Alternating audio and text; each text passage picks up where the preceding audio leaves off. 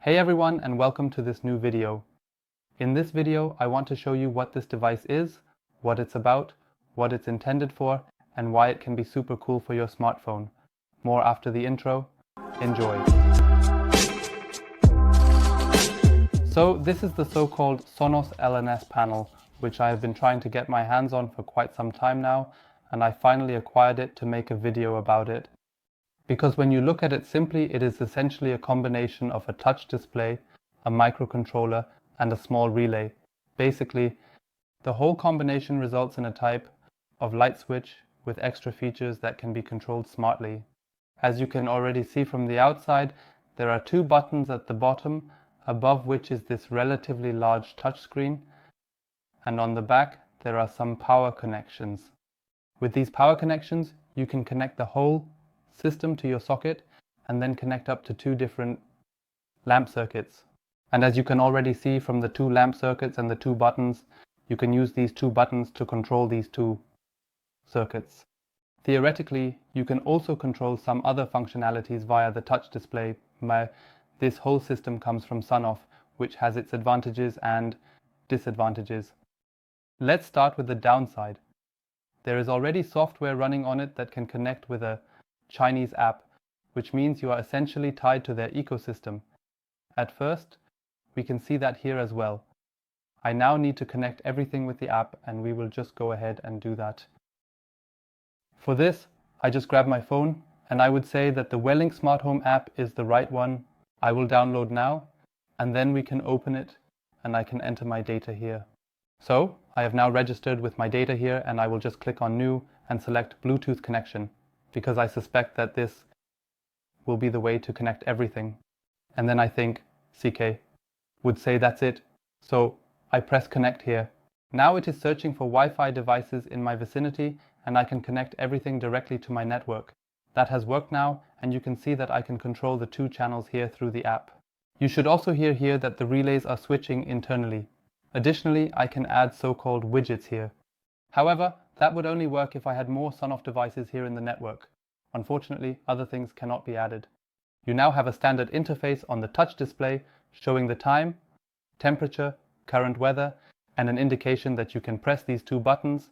Then you can also see on the display whether it is turned on or off, and you can use a few swipe gestures to display information from the Welling Smart Home app. You can also add widgets. Additionally, you can adjust the brightness and set a sleep timer which determines when the display should regulate its brightness. It's quite practical if you would like to have a small info panel in 2021 and want to make your lamp smart. So as a smart light switch, it's definitely quite nice, and for the price it's also reasonable. Personally, I'm not a fan of integrating any Chinese servers to control my smart home. Therefore, this would not be my preferred way if I were to acquire a smart light switch.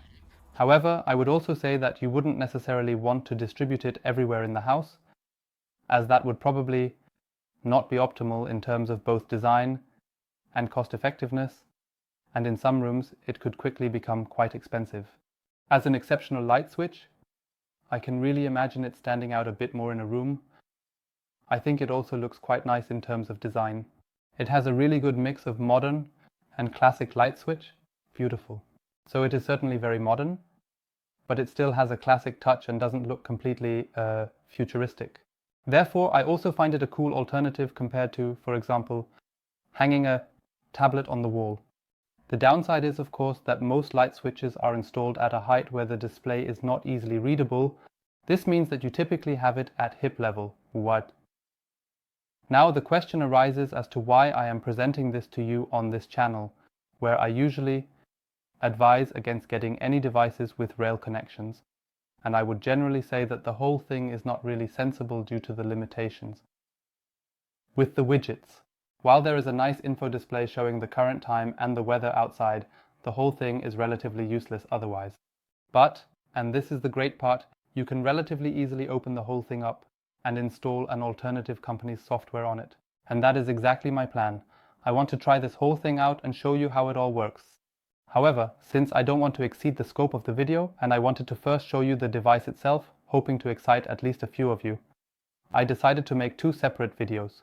In the next video, I will simply try out together with you how easy it is to flash the device and which company we will use for the flashing. If you're already excited about ordering one of these, I'll definitely include the link in the description below. You can order it a bit cheaper from abroad, and of course you'll get the link for that as well. It will be a bit more expensive on Amazon, but you'll get it a little faster. If you have any other suggestions or questions about the device, feel free to write them in the comments below and I can answer them for you. Otherwise, I would say see you in the next video, where I will finally get around to equipping everything with my own company. I am very excited and would say we will see each other again next week on Wednesday at 1:00. Until then, take care and goodbye.